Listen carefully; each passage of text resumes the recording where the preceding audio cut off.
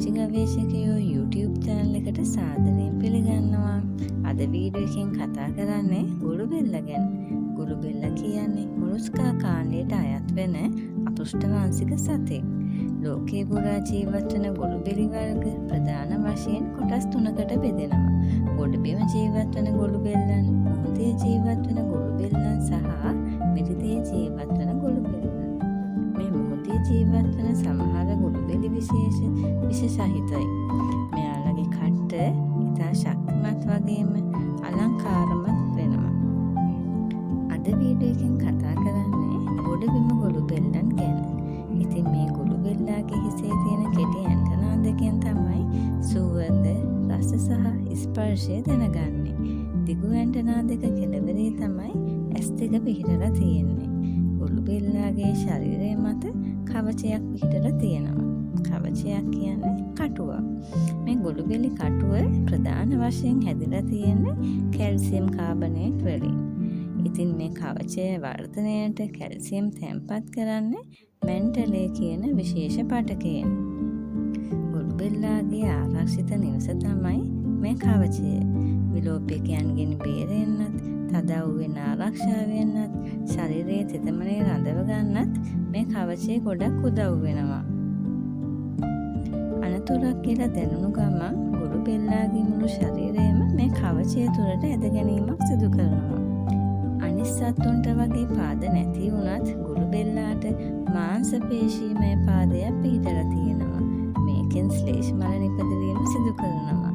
මේ ශ්ලේෂ මල ලිස්සන සුළු බවකින් සහ ඇලෙන සුළු බවකින් යුක්ත වෙන නිසා ගොළුබෙල්ලාට රළු ස්ථානවල පවා තුවාලයක් නොවි ආරක්ෂාකාරීවත් පහසුවෙන් ගමන් කිරීමටත් පුළුවන්කම ලැබෙනවා. මුඛය තුල රැඩියුලා නම් දිවක් වැනි අවයවයක් පිහිටලා තියෙනවා. ඒකේ ඉතා කුඩා දත් දහස් ගණනක් පිහිටලා තියෙනවා. මේ දත් වලින් ආහාර සූරා ගැනීම සහ කැබලි වලට කඩා ගැනීම සිදු කරනවා.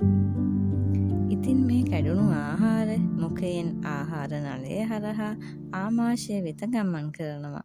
ආමාශයේදී ආහාර තවදුරටත් ජීර්ණය වීම සිද්ධ වෙනවා.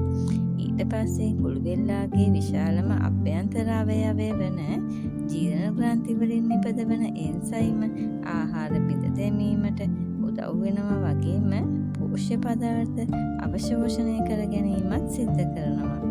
ඊට පස්සේ අන්ත්‍රය මගින් ජීර්ණය වූ ආහාරයේ පෝෂ්‍ය පදාර්ථ ශරීරයට උරා ගැනීම සිදු කරනවා.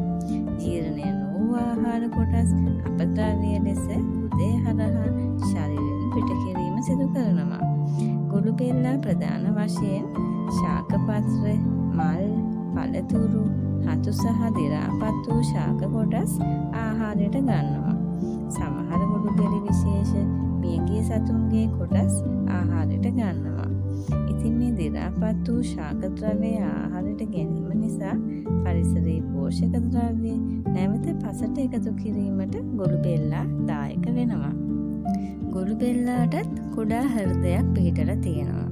මේක මැන්ටල කුහරය අසල තමයි තියෙන්නේ. හෘදය මගින් හිමෝලිම්ෆ් ශරීරය පුරා පොම්ප කිරීම සිදු කරනවා. හැබැයි ගොළුබෙල්ලාගේ රුධිරය මිනිසුන්ගේ වගේ රතු පැහැයක් ගන්නෙ නැහැ. නිල් පැහැයට හුරුයි. ඒකට හේතුව තමයි මිනිසුන්ගේ රුධිරයේ ඔක්සිජන් ප්‍රවාහනය කරන හීමොග්ලොබින් උනත් බොහෝ ගොළුබෙල්ලන්ගේ හිමෝලිම්ෆ් තුල තියෙන්නේ හිමෝසයිනින් කියන ප්‍රෝටීනය. ඒකේ තබන අඟුරු නිසා ඔක්සිජන් සමග බැඳුණු විට නිල් පැහැයක් ගන්නවා.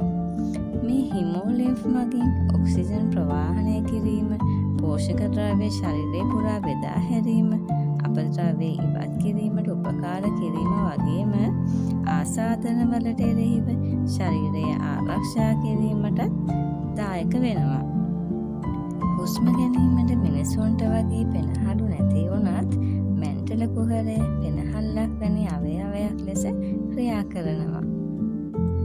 මෙය වරින් වර විවෘත වී වැසීම සිද්ධ වෙනවා. මේ කුහරය තුළින් ඔක්සිජන් රුධිරයට ඇතුළු වී කාබන් ඩයොක්සයිඩ් පිට කිරීම සිද්ධ වෙනවා.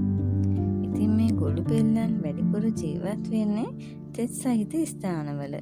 වැසි දිනවල වැඩිපුර දැක ගන්න පුළුවන්.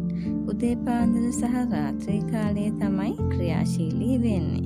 දැඩි අවුව පවතින වෙලාවට ගල් යට, කොළ යට, පඳුරු අස්සේ හැම හැංගිලා ඉන්නවා. ගොඩබිම වෙසෙන බොහෝ ගොළු බෙල්ලන් උභයලිංගික ජීවීන් වෙනවා. ඒ කියන්නේ එක ගොළු බෙල්ලෙක් තුළ පිරිමි සහ ගැහැණු ප්‍රජනන අවයව දෙකම පිහිටලා තියෙනවා. නමුත් බිත්තර නිපදවීමට බොහෝ ගොළු බෙල්ලන් තවත් ගොළු බෙල්ලකු සමග එකතු වීම සිද්ධ වෙනවා. මේ එකතු වීමට පෙර ගොළු බෙල්ලන් එකිනෙකා ස්පර්ශ කරමින් හඳුනා ගැනීම සිද්ධ කරනවා. එක්වීමකින් පසුව තෙතමනේ සහිත පසක කුඩා වලක් හාරලා සුදු පැහැති හෝ මේ කහ පැහැති වටකුරු බිත්තර මේ වලට දමනවා. වරකට බිත්තර 20ත් 100ත් අතර ප්‍රමාණයක් මේගොල්ලෝ බිත්තර දානවා. සති 2ත් 4ත් අතර කාලයේදී බිත්තර පුපුරලා චූටි පැටවුන් එළියට එනවා. මේ එළියට එන පැටවුන්ගෙත් චූටි කවචයක් පිහිටලා තියෙනවා. ඉතා සෙමින් ගමන් කළත් අකණ්ඩව දිගු දුරක් යන්න ගොළු බෙල්ලට පුළුවන්. ලෝකයේ විවිධ ප්‍රදේශවල ගොළු බෙලි විශේෂ දහස් ගණනක් ජීවත් වෙනවා. ගොඩබිම ගොළු බෙල්ලන් අවුරුදු 2ත් 5ත් අතර කාලයක් ජීවත් වෙනවා. ගොළු බෙල්ලාගේ ස්වභාවික සතුරු තමයි කුරුල්ලන්, ගෙම්බන්, කටුස්සන්, සර්පයන්, සමහර කෘමීන් සහ සමහර කෘමි විශේෂ. ඉතින් මේ ගොඩබිම ගොළු බෙල්ලන් ඉරාපත් වූ ශාක ද්‍රව්‍ය බිඳ දමන්නත්, පස සාරවත් කිරීමට දායක වෙන්නත්, බොහෝ සතුන්ගේ ආහාර අවශ්‍යතාවයක් ඉටු කරන්නත් වගේම පරිසරයේ පෝෂක චක්‍රය පවත්වාගෙන යන්නත් දායක වෙනවා. ඒ වගේම එළවලු සහ කොළ වර්ග වලට හානි කරමින් ගොවියාගේ ආර්ථිකයට නම් තරමක පාඩුවක් ඇති කරනවා. සමහර රටවල ගොළු බෙල්ලන් ආහාරයට ගැනීම සිද්ධ කරනවා. මේ නිසා ඒ රටවල ගොළු බෙලි ගොවි පොළවල් වල ගොළු බෙල්ලන් බෝ කිරීම සිදු කරනවා. ගොළු බෙල්ලන් නිතර දැකලා තිබුණත් ගොළු බෙල්ලා ගැන නොදැකපු නොඇසූ දේවල් ගොඩක් මේ වීඩියෝ එකෙන් දැනගන්න ඇති කියලා මම හිතනවා.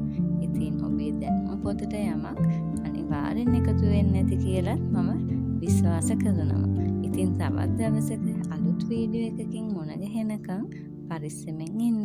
සුබ දවසක්.